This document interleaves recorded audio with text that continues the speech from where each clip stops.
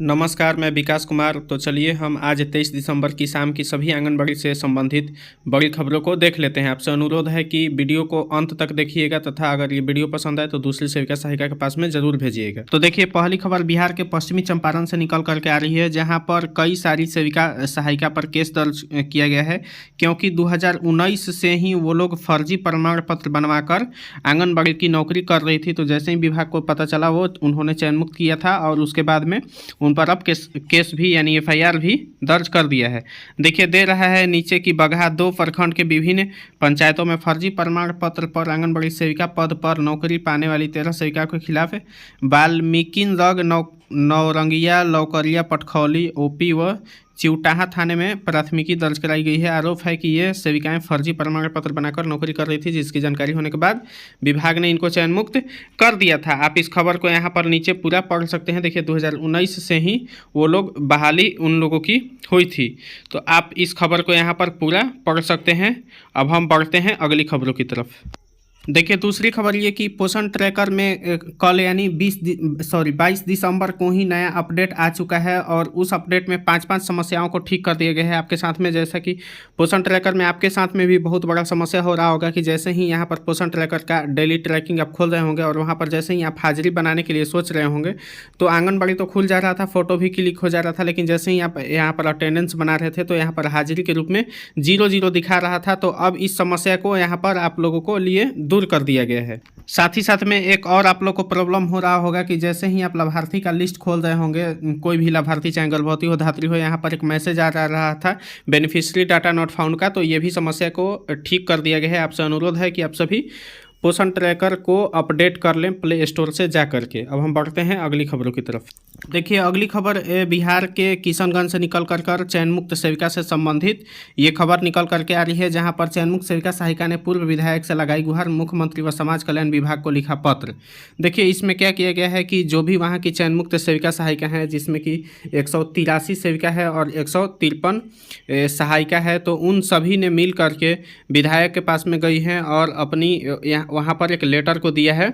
हम लोग इस खबर को पूरा पढ़ लेते हैं। देखिए, 29 अक्टूबर से प्रदेश संघ के आह्वान पर अपनी मांगों के समर्थन में हड़ताल पर जाकर रहने वाली सेविका सहायिका पर आईसीडीएस विभाग ने कार्रवाई की थी। जिले के 183 सेविका और 153 सहायिका को चयन मुक्त किया गया है। गुरुवार को चयन मुक्त सेविका सहायिका ने पूर्व विधायक मुजाहिद आलम से जेडीयू कार्यालय में मिलकर अपनी व्यथा सुनाई। पूर्व विधायक मुजाहिद आलम ने कहा कि जल्द ही हड़ताल से वापस आने वाली सेविका सहायिका को पुनः अपने केंद्र में कार्य की अनुमति मिलेगी। आगे दे रहा है, पूर्व विधायक मुजाहिद आलम ने कहा कि सेविका सहायिका को चयन मुक्त कर देने से 300 से अधिक आंगनबाड़ी केंद्रों पर ताले लटक रहे हैं, जिससे सरकार द्वारा संचालित योजनाओं का लाभ पोषक क्षेत्र के बच्चों व धात्री महिलाओं को नहीं मिल पा रहा है। उन्होंने गुरुवार को ही सीएम नीतीश कुमार एवं समाज कल्याण मंत्री को पत्र लिखकर इस दिशा में आवश्यक पहल करने का अनुरोध किया। पूर्व विधायक ने कहा कि जल्द ही सभी चयन मुक्त सेविका सहायिका को अपने अपने केंद्रों पर कार्य करने की अनुमति दी जाएगी। तो जैसा कि आपको पता होगा कि 26 दिसंबर को बिहार में कैबिनेट की मीटिंग भी बैठक भी वहाँ पर होने वाली है।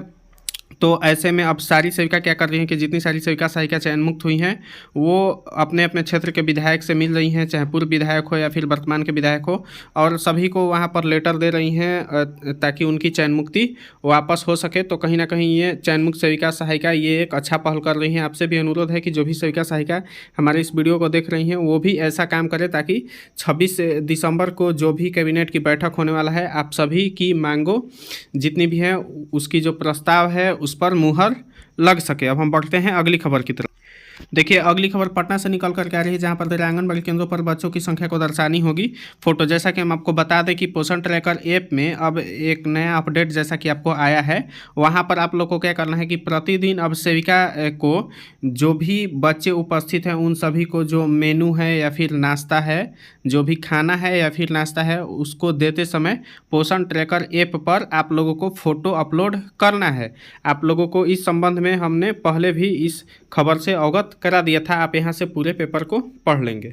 देखिए, अगली खबर बिहार के सासाराम से निकल करके आ रही है, जहां पर जो वहां के डीएम हैं उन्होंने आईसीडीएस के अधिकारी के साथ में बैठक किया है और सभी आईसीडीएस के अधिकारी को ये मतलब वहाँ पर निर्देश दिया है कि 9 जनवरी तक वो लोग 90% काम को पूरा करवाएं। मतलब उनके क्षेत्र में जो भी सेविका आंगनबाड़ी केंद्र चलाती हैं वो अपने सभी काम को 9 जनवरी तक पूरा कर ले, ऐसा डीएम का वहाँ पर निर्देश आया हुआ है। आप इस खबर को यहाँ पर पूरा पढ़ सकते हैं। साथ ही साथ में उन्होंने यहाँ पर बोला है कि समय से उनको दूध तथा अंडा दिया जाएगा।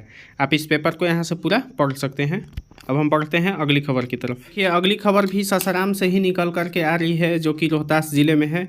वहाँ पर क्या हुआ है कि सभी डीपीओ ने सीडीपीओ को लेटर लिखा है, जिसमें जो भी केंद्र अनियमित रूप से संचालित होते हैं, यानी कि जो सेविका पोषण ट्रैकर में रोज़ रोज़ बच्चों को नहीं खोलती हैं या फिर जिसकी उपस्थिति कम रहती है, उन सभी का लिस्ट मांगा गया है। वो लिस्ट क्यों मांगा गया है, तो उनको ये लिस्ट डीएम सर ने मांगा है। जैसा कि आप पिछले खबर में देखे थे कि डीएम ने वहाँ पर बैठक किया था। तो यहाँ पर दे रहा है कि उपयुक्त विषय के संबंध में सूचित करना है कि दिनांक 22/12/2023 को जिला पदाधिकारी यानी डीएम रोहतास की अध्यक्षता में आईसीडीएस अंतर्गत संचालित विभिन्न योजनाओं की समीक्षा बैठक में अनियमित केंद्र संचालन करने वाली सेविकाओं की सूची उपलब्ध कराने का निर्देश प्राप्त है।